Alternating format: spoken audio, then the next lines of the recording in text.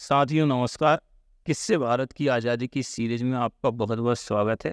आज हम बात करेंगे रेगुलेटिंग एक्ट की। क्या है रेगुलेटिंग एक्ट? इलाहाबाद की संधि जो 1765 में हुई थी, उसके बाद 1773 में रेगुलेटिंग एक्ट लाया गया। इस एक्ट के तहत कंपनी पर नियंत्रण के लिए ब्रिटिश क्राउन द्वारा ये एक्ट लाया गया था। आखिर क्या जरूरत पड़ी इस एक्ट को लाने की? इसके लिए इसके पीछे जो वजह है उसको हम जानते हैं।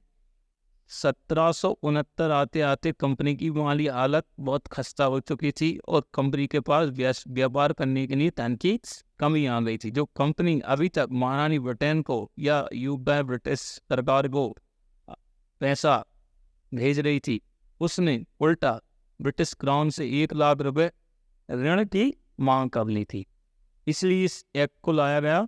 मद्रास, बॉम्बे और बंगाल की प्रेसिडेंसी को मिला करके गवर्नर जनरल ऑफ बंगाल का एक नया पद नियुक्त हुआ और वारिंग हेस्टिंग इस पद पर नियुक्त होने वाले पहले व्यक्ति रहे।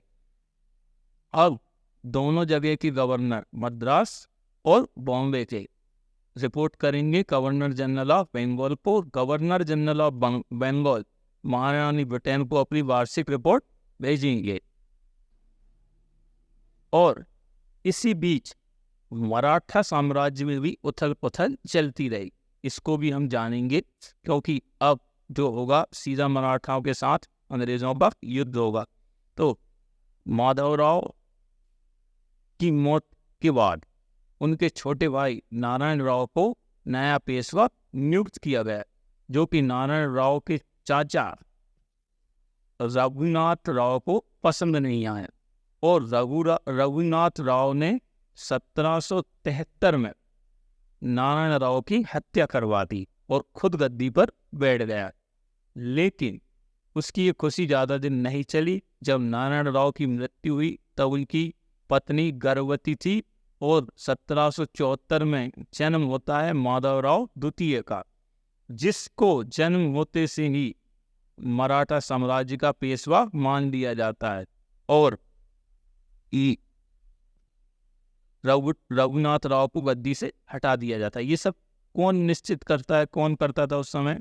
तो एक मराठा काउंसिल हुआ करती थी, जिसमें 20 प्रमुख मराठा साम्राज्य के लोग होते थे और उनके जो हेड थे, प्रमुख थे, नानाजी फडणवीस, उन्होंने ये फैसला लिया कि जब तक बालक माधवराव द्वितीय बड़ा नहीं हो जाता इस पेशवा पद को संभालने लायक, तब तक वे स्वयं इस पद पर बैठेंगे और शासन चलाएंगे।